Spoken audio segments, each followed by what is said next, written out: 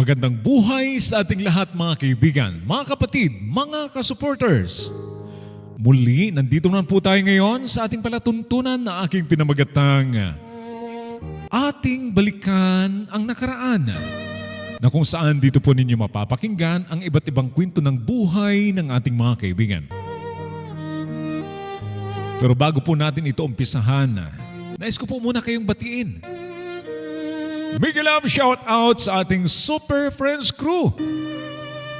Team Mysterious Jammers, Dapoyaters, Trupang Gala, Team Kapuso, at syempre kay kapatid na Minerva Anggi, kapatid Winnie Nalagon, kapatid ROC Out of the Box, at syempre sa kasama ko rito sa bahay na nasa Pilipinas na ngayon, Pinoy Firearms Instructor by Elmer Pilorin, Sir Erwin Panganiban, at syempre sa aking kaibigan na isang charity, ang United OFW Charity Group na pinamumunuan ni Ate Liway.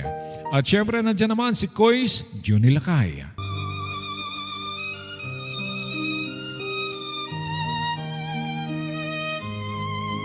At ngayon, may bago na naman po tayong babasahing sulat mula sa ating kaibigan. Ito atin ang umpisahan.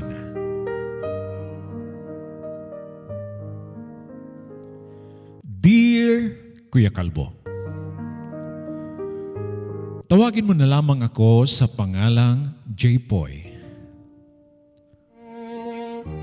Kuya, nais ko rin pong mag-share ng aking kwento ng buhay.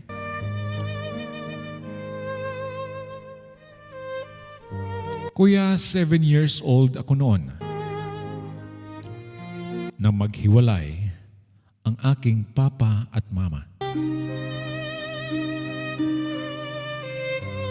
Dahil nalaman ng aking mama, kuya, na ang aking papa ay may ibang pamilya.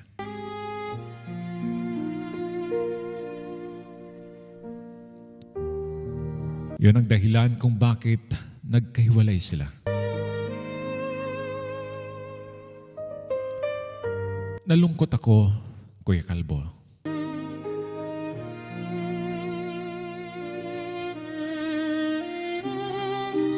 Dahil hindi ganun kadali ang mawalan ng papa.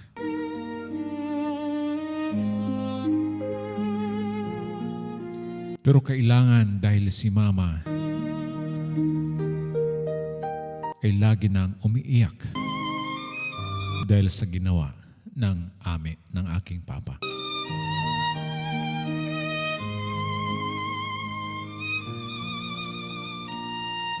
Kaya lumaki ako na walang papa, kuya.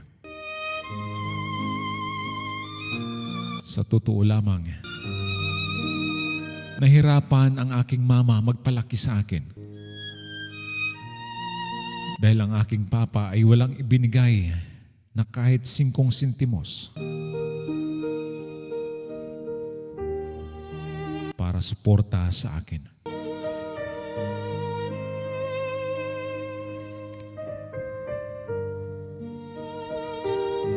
Nahirapan na si mama noon. Kaya kinausap niya ako na iiwan ako sa aking tita dahil gusto niyang mag-ibang bansa.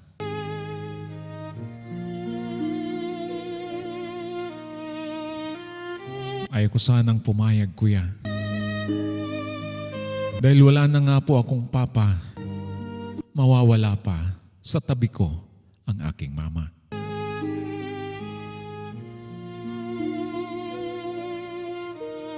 Pero wala akong magawa. Dahil si mama nahirapan na sa akin magpalaki. Sa madaling salita, kuya, umalis si mama, pumunta sa ibang bansa.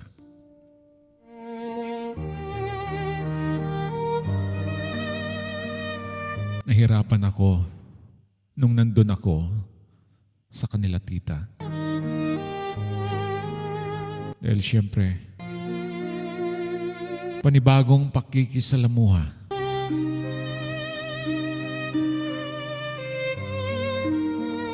Dahil siyempre may pamilya rin ang aking tita. Pero kahit ganun pa man, inalagaan din ako, kuya, tulad ng pag-alaga nila sa kanilang mga anak.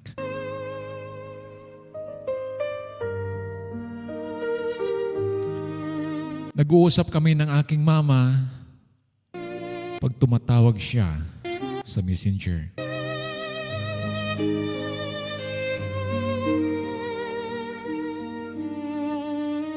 Namiss ko ang mama ko.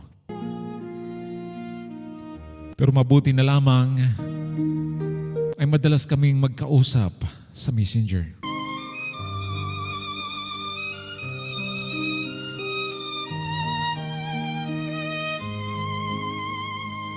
Fast forward po, Kuya Kalbo. High school na ako noon.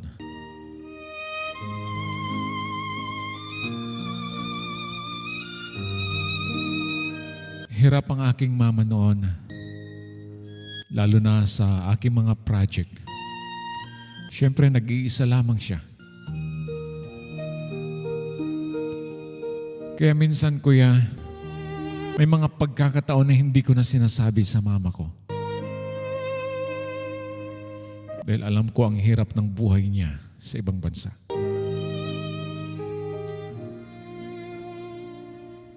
Pero sinuklian ko iyon, Kuya Kalbo. Nag-aral ako ng mabuti.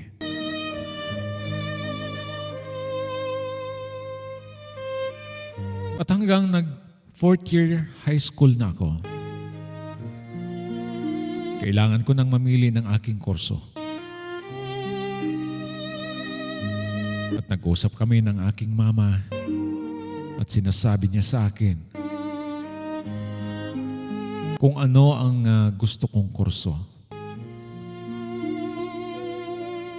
Susuporta siya. Kahit gaano kahirap, mag-isa daw na susuporta sa akin. Dahil nga ang aking papa, simula nung umalis ay hindi talaga nagbigay ng suporta sa amin.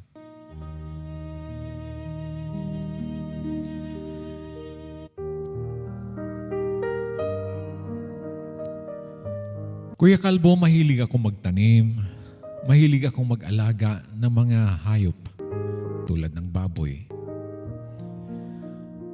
Kaya naibigan kong kumuha ng kursong agriculture.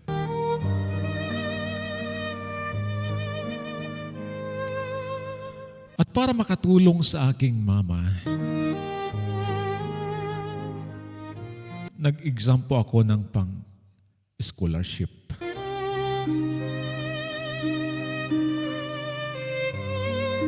Sa totoo lang, kuya, hindi ako sa pagmayabang. Nung high school ako, lagi akong honor, kuya. Maganda ang aking grades. Dahil yun lang ang maibibigay kong pambawi sa pagod ng aking mama.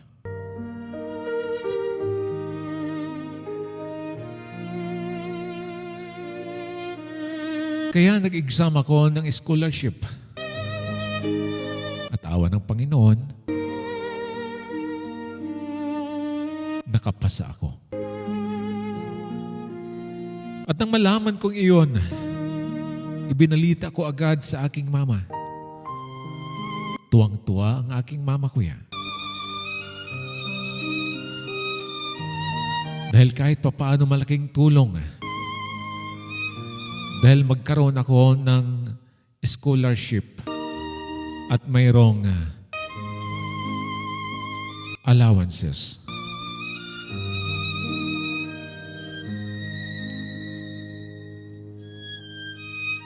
Siyempre, kolehiyo na ako. Ibang pakikitungo at ibang level na ng aking pag-aaral. Pero sa hindi pang mayabang, Kuya Kalbo,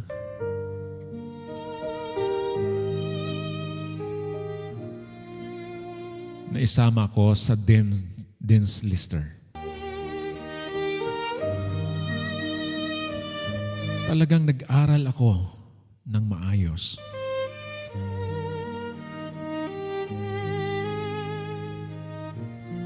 Dahil minsan nga, Kuya, pag may mga project ako, siyempre nahirapan din ang aking mama dahil isang bisis lang nagsasahod sa isang buwan. Kaya may mga minsan na nakakautang siya sa aking tita. Nakakautang siya sa aming mga kamag-anakan. May raos lang at mabigyan lang ako ng pang-project.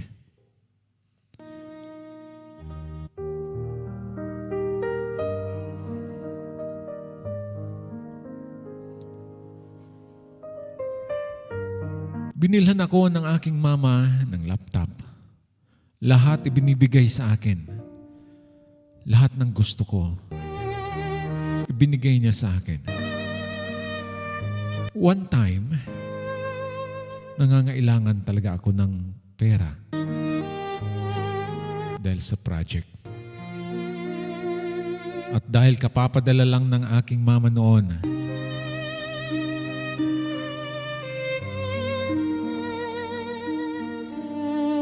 nahirapan siya, Kuya. Dahil wala na siyang maibigay sa akin na pera.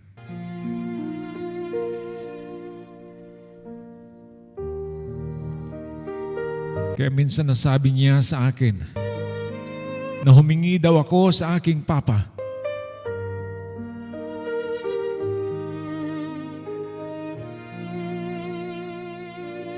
Alam mo, Kuya Kalbo,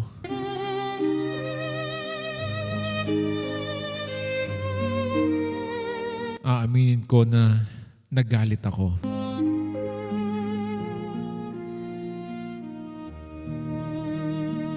Dahil ni minsan mula pagka-elementary ko hanggang high school, wala akong narinig na tinulungan ang aking mama sa suporta.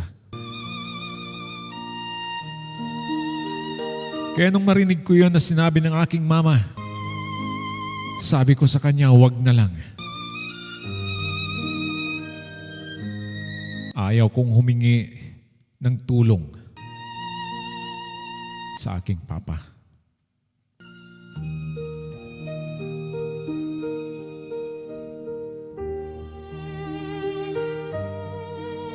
Kaya yun ang dahilan minsan hindi ko na sinasabi sa aking mama.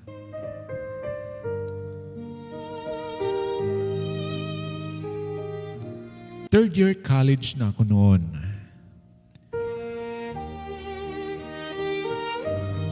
May nirigalo ang aking mama sa akin, Kuya, na motor. Kaya masayang-masaya ako noon na may motor ako. Pero sa totoo lang, Kuya Kalbo, wala pa akong license. Nagdadrive ako ng walang lisensya.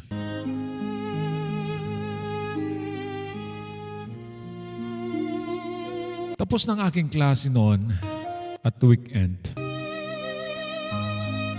uuwi ako sa aking tita.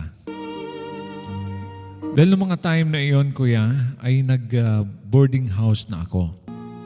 Dahil ang gusto ng mama, mas malapit ako sa school. Dahil nga grabe na ang aking mga project at mga gawaing eskwelahan. Kaya sabi ng mama ko, para hindi ako mahirapan, mag-boarding house ako malapit sa school. Kaya umuwi na lang ako Friday ng hapon. Pauwi na ako noon. Dahil sa dami kong iniisip sa mga project,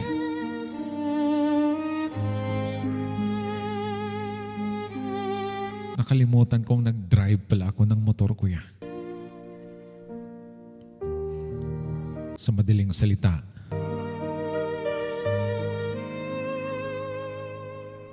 na-slide ang motor at natumba ako. Mabuti na lamang awa ng Panginoon. Gas-gas lang ang inabot ko. At sinabi ko iyon sa mama ko. Grabe ang pag-alala ng mama ko sa akin. Akala niya na paano na ako. Dahil nung tumawag ako, nakaupo lang ako sa tabi ng highway, kuya. Ang motor ko may sira. Mabuti na lamang walang pulis at hindi ako nahuli dahil wala naman akong license.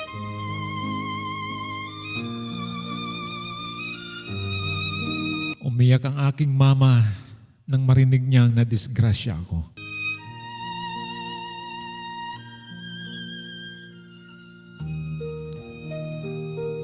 Pero nakauwi ako ng bahay ng maayos, kuya.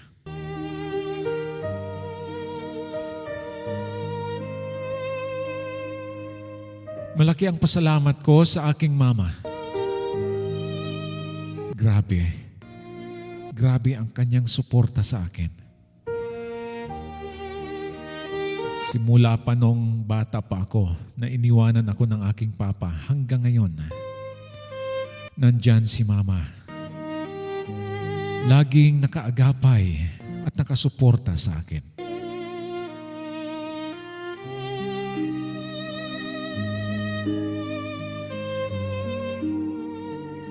Lalo na nung nagkaroon na ako ng thesis, kuya.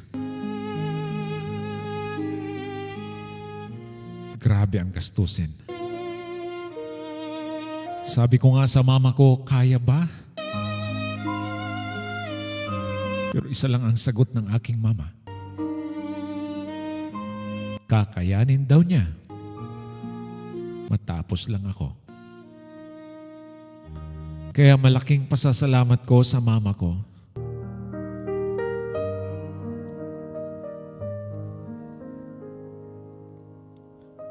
Kuya Kalbo, dapat itong taon na ito ay graduate na ako.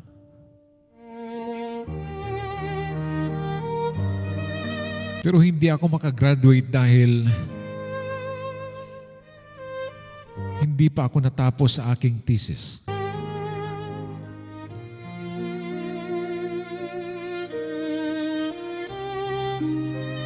Dahil sa dami ng thesis na pinapagawa sa akin, hindi ko matapos, kuya. Kaya next year pa ako graduate. Sa totoo lang, napanghinaan ako. Dahil dapat ngayong taon na ito ay graduate ako.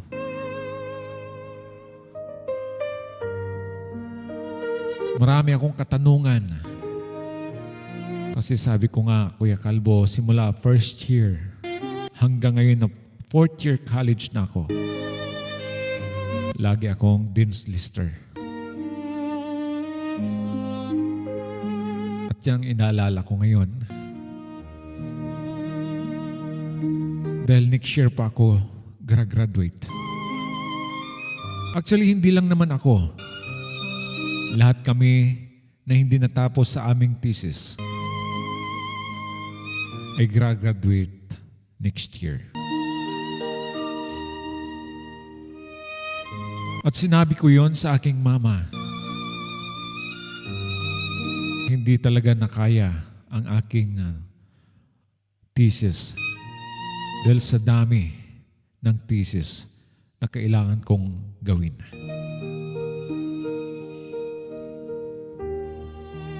Pero kaya naman, kuya.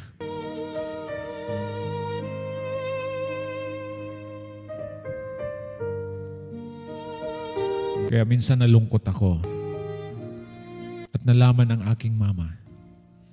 Pinalakas ang loob ko ng aking mama. Sabi niya, ganun talaga. Huwag daw pilitin. At huwag magmadali. Makakapag-intay pa naman.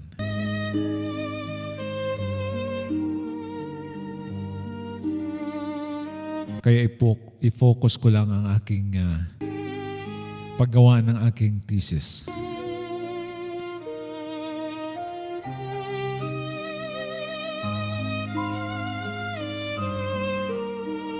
Kuya, maraming salamat sa iyong palatuntunan na ako'y nakapag-share ng aking kwento ng buhay. At ako'y nagpapasalamat sa inyo na babasa mo ang aking kwento ng buhay.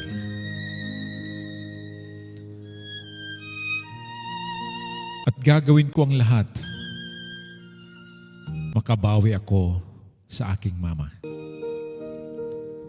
Sabi ko nga sa kanya, pag natapos na ako at nakapagtrabaho ako, babawi at ako naman ang babawi sa kanya.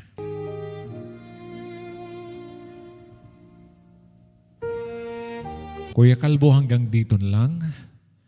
Lubos na gumagalang. J-Boy.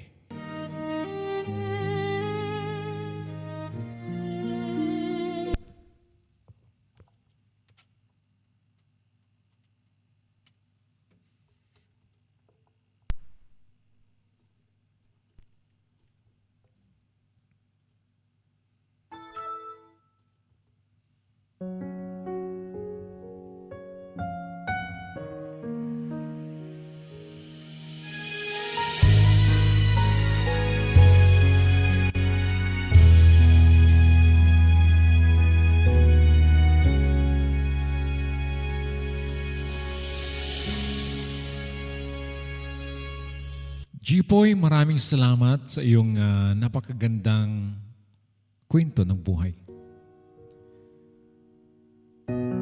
Tamang-tama ang iyong kwento. Talagang inuna ko dahil ngayon ay araw ng mga nanay. Tamang-tama ang iyong kwento ng buhay, ukma sa araw ng mga nanay sa buong mundo. Kaya shout out at Happy Mother's Day sa lahat ng mga nanay sa buong mundo. Maraming salamat. Lalong-lalo na sa aking nanay. Maraming salamat sa pag-aruga na kami lumaki nang dahil sa inyo. Jipoy, salamat dahil kung marinig ito ng iyong mama, siguradong mapapaluha siya. Siguradong matutuwa siya dahil ang kanyang pinaghirapan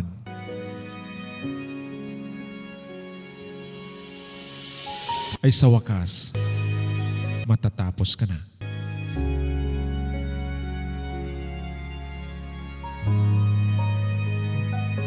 Nakakatuwa dahil sabi mo nga, kung ikaw ay makapagtrabaho na, ikaw naman ang babawi sa mama mo. Kaya dalangin ko na makagraduate ka na. Ganon talaga pag nag-aral. Mahirap talaga gumawa ng thesis.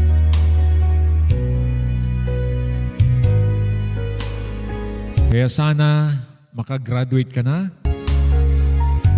at dalangin namin na makapagtrabaho ka agad. At maganda ang plano mo. Babawi ka. Ikaw naman ang babawi pagdating ng panahon para sa mama mo.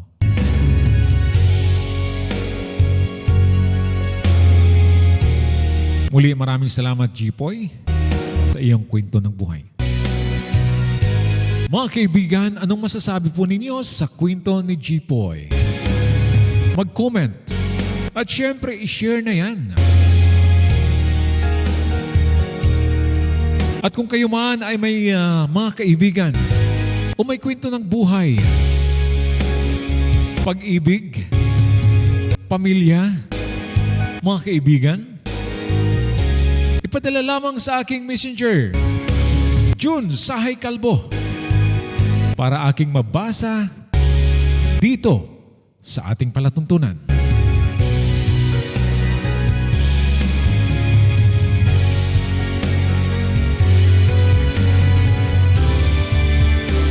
At syempre maraming salamat sa inyong lahat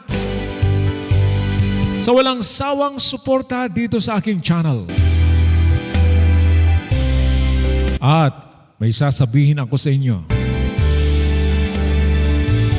Pag natapos itong ating premiere, mayroon tayong 3 last chatter na mananalo ng tag 50. Ayan, 3. At malalaman kung sinong nanalo sa sunod nating premiere. Ayan. At para walang flooding, ayan, magbibigay kami ng code. Abangan. Itatype namin sa comment section.